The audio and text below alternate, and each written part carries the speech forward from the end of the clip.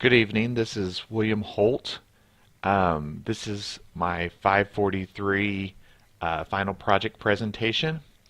The product I'm evaluating is the Canvas mobile application and how to improve it. Some of the usability issues or problems was communication with other students and instructors to quickly and efficiently find out what kind of problems they have and to correct those problems quickly. The methods were basically a study design with a usability testing by having different students check the prototype and see if they understood it and if they would use it and if it would be useful. So I'll quickly go over the prototype.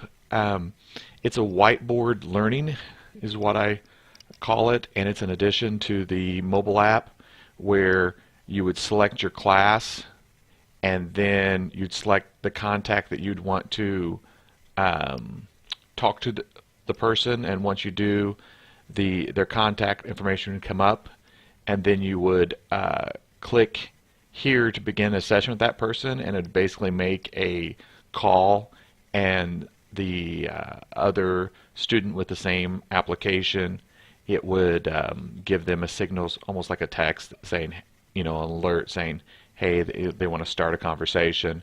So we're going to click here, and what it does, it would open up a whiteboard, and on this whiteboard you can draw or upload a picture, and then you can text normally down here.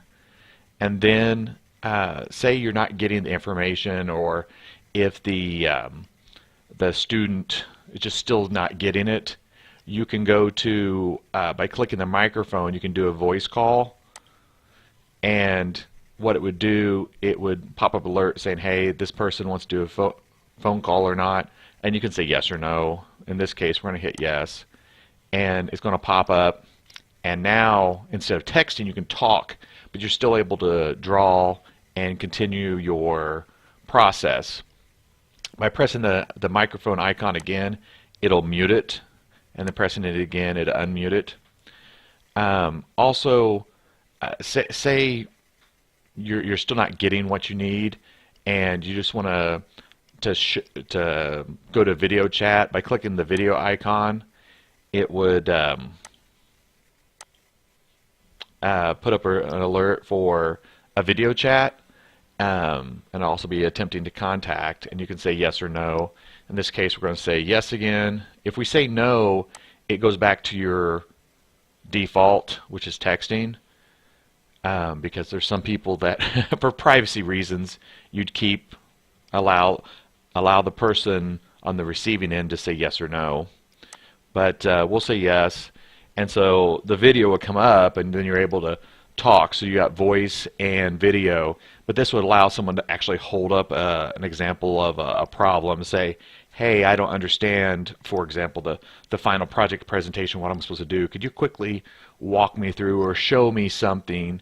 So then the person could turn it around and show them on their screen without just giving them the information. They can say, hey, this is what mine kind of looks like.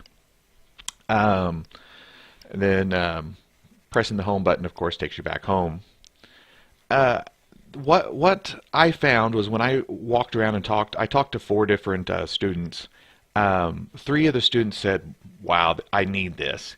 And I'll come back to that in a second. The other student said, well, I use Skype, or what he actually said was, I take online courses so I don't have to talk to other people. So he didn't want any way or anything to force him to talk to other people. My recommendations for the next steps in the design would obviously make it more interactive. Limitations, of course, would be if the person on the other end didn't want to be involved, and so you try to begin a session and they never answer it. It could also be technology, technology changes quickly, or you don't have Wi-Fi or it uses data or anything like that. So in conclusion, it needs further evaluation to see if this is something that would be practical and wanted by a larger group of people. It's very simple with quickly selecting your classes, quickly going into a session and having 3 different options of either texting, voice, and the whiteboard, or video and voice in the whiteboard. So it gives a lot of flexibility. Thanks in advance.